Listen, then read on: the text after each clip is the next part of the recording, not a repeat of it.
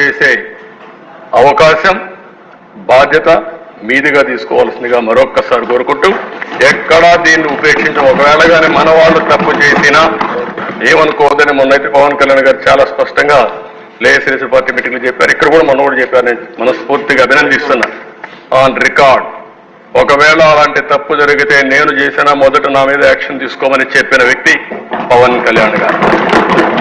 అది ఆయన యొక్క సిన్సియారిటీ.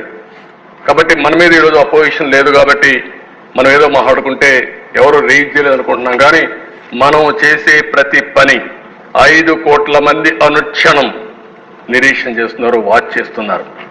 నేనేం మాట్లాడుతున్నాను, మీరేం మాట్లాడుతున్నారు, నా బాడీ లాంగ్వేజ్ ఎట్టుంది, అన్నీ కూడా ప్రజలు వాచ్ చేస్తారు, వాళ్ళే నిర్ణయిస్తారు.